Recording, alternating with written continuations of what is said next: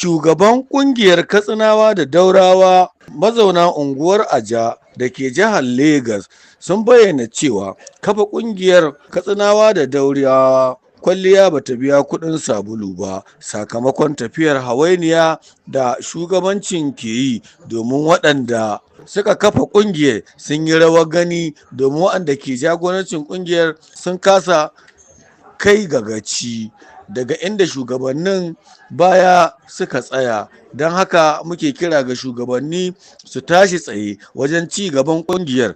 Shugabannin sun bayyana hakan ne a lokacin da Kalas Hausa TV take tattauna da su a garin na Aja. Ga dai yadda tattaunawar tamu ta kasance. Da karfinka da lafiyar ka fito domin ka taimaka ma kanka ka taimaka na kasar kai da iyayenka baki daya shine mu abin da muke fata a gare mu sannan mutane su guji irin abubuwan ko irin abokai masu shawarwari na banza wa'anda ba za su sa mutum hanya ba kan wasu abubuwa na rayuwa kowa to haka ce a ne gwamnati ta baka aiki ko tema wani abu kallon za ka tsaka ke a ko da kana da kwalin ko da irin kwali ne ka aje shi in dai kamun ka samu aiki ka ci gaba da sana'a ko karama da taro sisi ko kana samu zaka taimaka wa kanka ka taimaka ma iyayenka da iyalanka har ma da wasu na kusa da kai na gefe gefen mu abin da muke fata ga matasa ne a matsayina da farko dai suna na Isa Haruna mai rana kusa da Hausa ni ne sabon ciyaman a Aja branch. To ganin yadda tsahin shugabanni suka gudanar da shugabanci a wannan yanki, to ga ka yanzu ka zo a matsayin sabon ciyaman, to ya kaji da irin wannan ganin kuma wani abun sha'awa ga su da ciyawan da suka mulki wannan wuri suna tare da ku babu wata adawa cikin zaman lafiya tun da na shigo wannan wuri, ya kaji da wannan al'amari? To gaskiya alhamdulillah abin da kungiyar mu ta nan a Aja branch ta fuskanci matsala gaskiya tafiyar sama ce ta bada damuwa har mu ma nan ta affect din ta shafi ta nan kiriya inda akuya gaba ta sha ruwa yawwa nan ta baya ta to mutanen mu mambobin mu da suke nan irin yara kananu haka da shauransu irin muna zama mitin akai so ka san duk aka ce akwai kungiya kamata a ce akwai yana dan contribution saboda ko da wata tafiya ta tashi ba za a ce mutum tashi na kama ka ba kawo wani abin da za a yi kudin kungiya za a dauka a iya bukatu da su na yau da kullum. Sunana Alhaji Sani Karoli sun ma local government. To ganin cewa kun daɗe a wannan kungiya akalla za ka samu kamar shekara nawa a wannan kungiya? Alhamdulillah an samu matsayi ya kai shekara 4 kana cikin wannan kungiya? Kana cikin wannan kungiya. To ko kwalliya ta biya kuɗin sabulu? Gaskiya ba ta biya ba, saboda abin da ya sa na gaya maku gaskiya kwalliya ba ta biya kuɗin sabulu ba. Na farko dai abubuwan da aka da bukata na cigaban kungiya tsakanin da Allah ba samu ba, amma muna fata yanzu tun da canji ya zo ubangiji Allah mu canji mafi alkhairi kuma Allah tabbatar mu da alkhairin da ke ciki. in ya ga dama ya zo na wanda na matsayina ina ciyaman na task force a wannan unguwar Aja. To muna da korafi na matsayin mu wanda muke cikin wannan kungiya ta Katsinawa da Daurawa mazauna Legas, muna da korafe-korafe wanda muke fuskanta. Na farko da akwai jama'an mu mazauna Legas wanda suke buƙatar taimako da sauran abubuwa wanda ya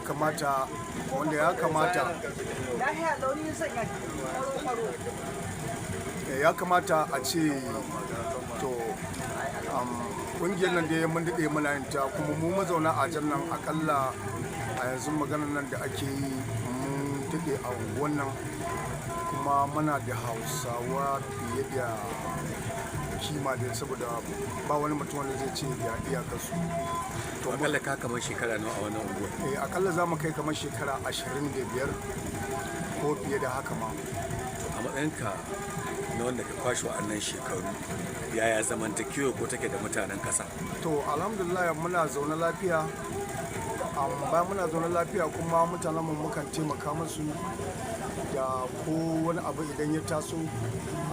Ni kana za a buɗe ni a matsayina ina cewa mana tasowa za mu bi inda garin mutum yake, in taimako ya kama mu taimaka masa, haka muke zaune da mutane lafiya. Sunana Aminu Abdul Ilyasu, mazauni Lagos a jihar Itosa local government. Gidan asalin jihar Katsina ne, dan Caranci local government. A haife ne a wani gari ana ce mai tashi 'yan albasa, ne asali na. Amma Allah ya kawo ni zama Lagos, ina neman abinci, ina aiki, ina cikin jami'an tsaro na Lagos State wanda ake kira da civilian joint task force, ma'ana civilian JTF, wanda aka fi sani da JTF a arewa kenan.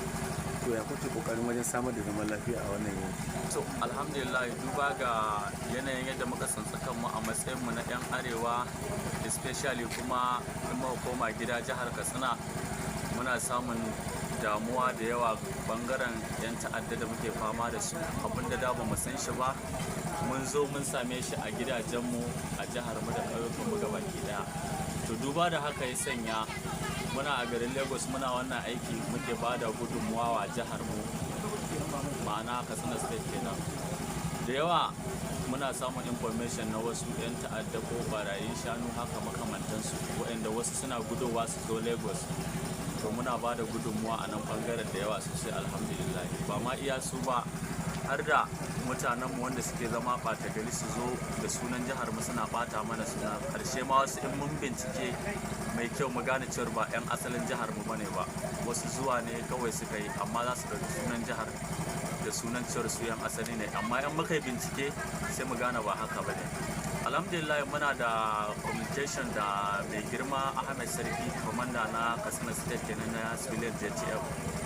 Sai muna da kyakkyawar alaka da shi, ko muna communicating da shi duk wani abin da ya shafi tsaro daga bangaren nan jihar Lagos, wanda in dai aka ce in Allah ya da dan jihar Katsina ne aka kama, insha Allah muna bakin kokarin mu ga ya za a yi mun kama shi ko mun yi connecting da su domin a samu zaman lafiya.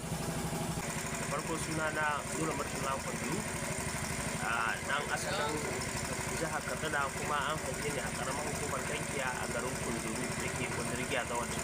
Bayan haka ni mazauni ne a nan a da ke Lagos, muna kasuwancin mu na harkar magunguna na likitanci.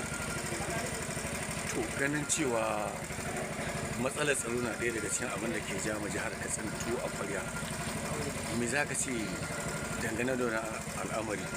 To alal hakika ishu na insecurity na Katsina, current situation ne da muke fuskanta na insecurity, abu ne wanda mun tabbatar da cewa gwamnatin jiha tana iya bakin kokarinta da ta karamar ƙananan hukumomi wanda abin ya fi karfin su.